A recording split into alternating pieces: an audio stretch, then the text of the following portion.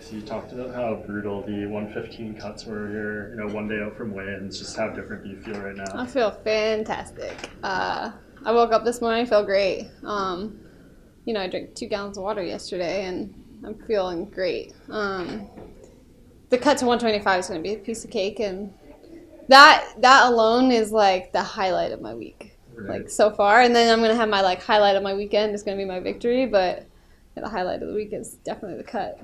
It's almost a theme of this card. We have Anthony Pettis moving up the weight class in the main event and stuff. He just talked about how in training camp, so much of the focus used to be just on the weight cut, making the weight, and now you can actually focus on strategy, building your skills. Can you kind of echo those sentiments? Absolutely. I mean, the fact that we can focus on what we are here to do, it's way better. Obviously, it's like a process for everyone, but I've heard of a lot of fighters, Anthony Pettis, Anthony Smith, several of us have decided to go up, and I mean, it's less of cutting and more of, performance. Who gave you your nickname? It's kind of come about. The future has just kind of came from everyone, we went through this phase of trying to figure out a nickname, and then one day it just stuck, and there wasn't one specific that I can remember, but just kind of people started calling me the future, and I'm like, yeah, I kind of like that, and to me it reminds me, that no matter how far you go or how far you make it, there's still something else to have for the better. There's always something new or something to grow in. So that's one you think could stick around for your entire career, because you have people are like, well, you're gonna have to do the now, and you're gonna have to have this, and I'm like, I don't know, we'll see. It's I just did an interview earlier, and I was talking about the journey, the process, it's like a whole TV series. You can't just watch the beginning and watch the end. You have to watch the whole thing. So I'm not gonna try to pick the ending. I'm gonna let it come as it goes. Right. That's very good explanation. You seem pretty happy with the weight cut, obviously. How long do you intend to stick around 125? Same thing. I was talking about this earlier. Probably 3 or 4 fights, But again, I don't know. It depends on how my body responds, and working with the Performance Institute has been huge. So talking with them, just continuing to talk with those guys and see where they see it going. Because at the end of the day, I'm working with them, and it's not just my choice, because I'm not the smartest person when it comes to weight cuts. I'm going to pick the professionals, and I'm going to listen to what they say. So that'd be something that we'd have to talk to them about as well. So would you more or less call the people at the PI your nutrition team and stuff? Because I know you've had some bad experiences with certain people. I have, kind yeah. Of your team right now, more or less. Those are the guys that are helping me. Clint Wattenberg is who I've been using for this cut, and I just talked to him last night. I have had past nutritionists that have led me down the wrong path, but I can't just jumble them all together. So there are nutritionists that put me in a bad spot, but there's also nutritionists that help me and were telling me the same thing. They're like, hey, you need to get better and change this and that, but no one really put their foot down until Clint. But with that being said, when I was working with Ian and Tim, I mean, every cut that I had with them, I cut with them 4 times, and every cut was great. It was just the week of, we made weight, and I felt amazing. But the whole dieting to that weight the problem was that I never got reverse dieted out of what I was at. So the damage that had been done previously never got fixed. And that's not saying that they're bad nutritionists. That's just saying that I never was fixed from where I was at. So that's not throwing shade on them. That's just saying that the process never happened for me to recover. So until we did the testing at the Performance Institute when I got signed to the UFC, I mean, the fact that I can go and test now and see the numbers and have them put their foot down and be like, all right, the numbers don't lie, right? So if they show you the numbers, they're like, you have to fix this, then that is what helped me be able to reverse. But no one was able to show me the numbers because we never did this test. So I wouldn't say that anyone specifically did that to me, aside from the first nutritionist that I was working with when I was put on a 500-calorie diet. I mean, that's the one that really damaged my body. And then no one being able to put the numbers in front of me and say this is what we need to fix is the reason why I am, or I was where I was at. I think JJ brought up that you guys were both from Colorado. I had some training sessions way back when, maybe. Yeah. What are those like, and how it's kind of growing up in Colorado, you know? Yeah, I was born and raised in Colorado, and I believe she was too. That's super cool. You know, it's fun to fight. I fought a lot of girls from Colorado just because that's, you know, the local promotion, and then LFA. They kind of keep us in a local setting and fighting other girls who are from that state.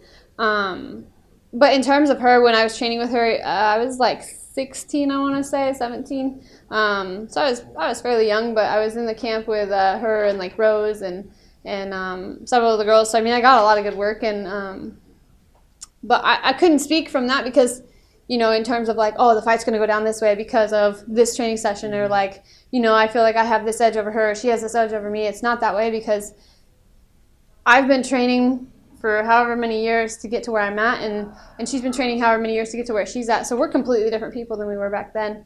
And I mean, we're both way better of athletes than we were back then. So I think it's going to be a good fight. I'm going to always go out for the finish. And I'm just excited, you know. I mean, she's a tough opponent. She's definitely the toughest girl and the most well-rounded fighter I've probably fought, and solid fighter that I fought to date. So I'm just excited, you know. We worked hard for this and sacrificed a lot of our lives for this. My whole family, my whole team, everyone that's put in the work. And this is just our time to have fun and go out and dominate.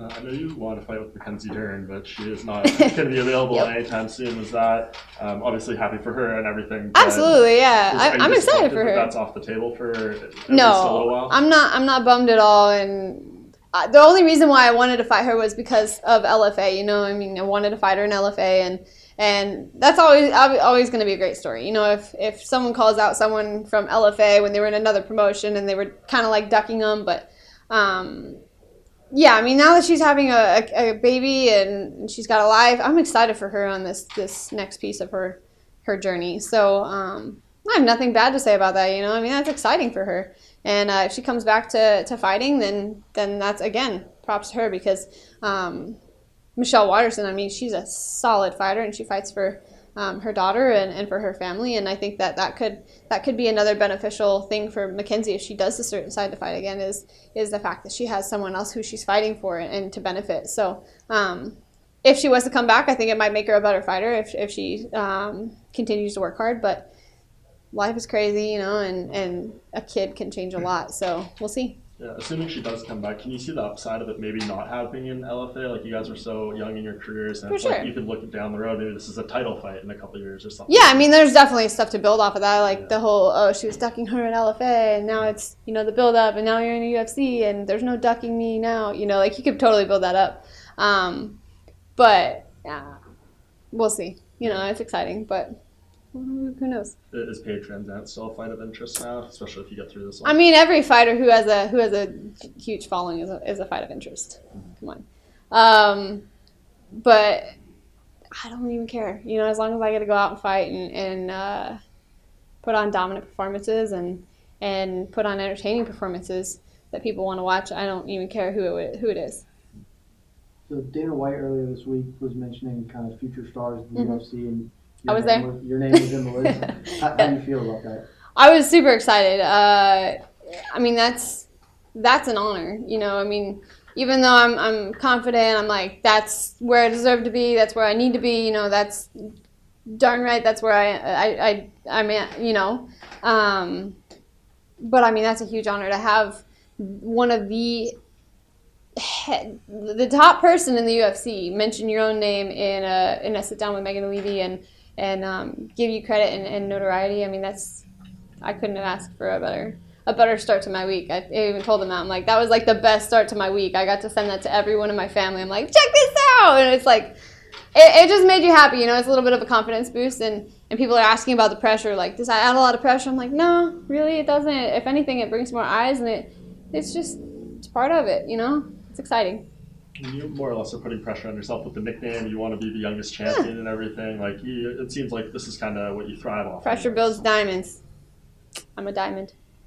So how many fights do you see yourself having before you're in a title fight or have that belt? That's a good question. I don't know. You know, as long as I stay relevant and continue to fight, put on performances, I'm not in no rush. It's the same. Going back to that TV show series, you can't skip to the end and just check out who dies and who lives. You have to see the entire thing. You have to watch the entire story and process. And if you don't watch it, you don't get the entertainment. So, and if you skip episodes, you miss bits and pieces, and they're the important ones. So, who knows? I could have 1, 2, 3, however many fights, but I have 2 years and like 9, almost 10 months to break this record, and I guarantee I'll be fighting for a title way long before that. But how many fights in between, I have no idea.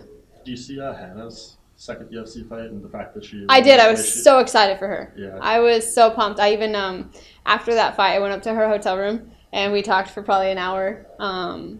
She's really cool. Like, a lot of people, ask like, why you're so quiet, and that's just who she is.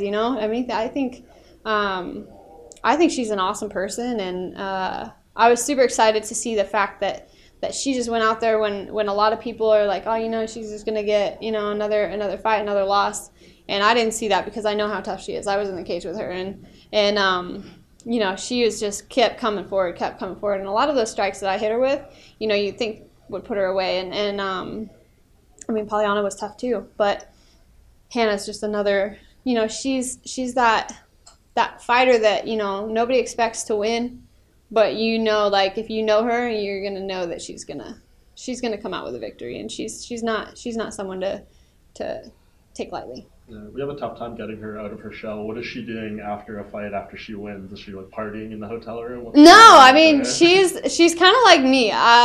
So in a way, I'm a family person, but I'm also not a super quiet person, like, because of the way I grew up. Well, she's a family person, but she also grew up a little bit differently. She grew up like I grew up, but around a little less people in a smaller town. So, she was just in the back with her mom and enjoying life and enjoying the celebration and her coaches. And we talked for quite a bit. She was telling me some good stories, and I'm like, man, I want to come out to North Carolina and visit you.